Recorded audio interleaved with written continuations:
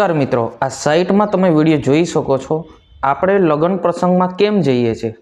તમે કહો કે આપણે કોઈના લગ્ન પ્રસંગમાં કેમ જઈએ છીએ? કોઈનું સારું દેખાવા માટે જ જઈએ છીએ ને? તો આમને તમે જોઈ લો કે લગ્નની અંદર ઝઘડા કરી રહ્યા છે। શું લગ્નની અંદર ઝઘડા કરવા જરૂરી છે? નમસ્કાર મિત્રો, વિડીયોમાં તમારું સ્વાગત છે। હું શૈલેષ ભીલ, તમે જોઈ રહ્યા છો ઈકે ચેનલ। વિડીયોને અંત સુધી જોજો અને આપણી ચેનલ પર નવા હો તો ચેનલને સબસ્ક્રાઈબ કરીને લાઇક કરી નાખજો।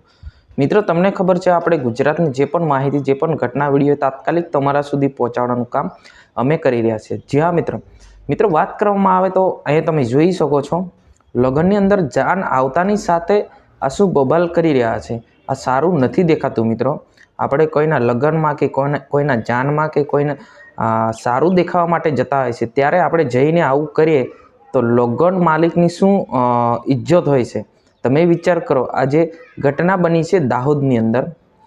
એમ કહેવાય છે કે ભાઈ કે જાનૈયાઓ જાન લઈને આવ્યા અને જાન લાવ્યા પછી 1-1.5 કલાક પછી આજે બબાલ જે છે થઈ।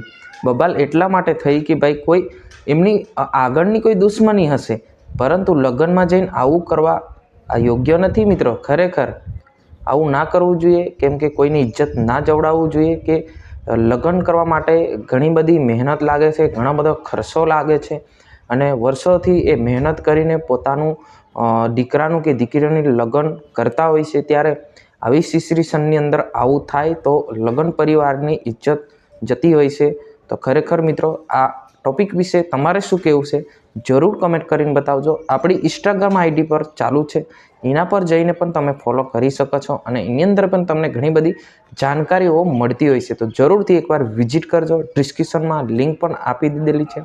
તમારે કોઈ પ્લોટ કે જમીન કે દુકાન માટે તમારે સ્પોન્સરશિપ કરાવવું હોય તો અમારો કોન્ટેન્ટ પણ આપ્યો છે, એના પર જઈને તમે કોન્ટેન્ટ કરી શકો છો। જી હા મિત્રો, આજની વિડીયોની અંદર બસ આટલું જ। જય હિન્દ, વંદે માતરમ।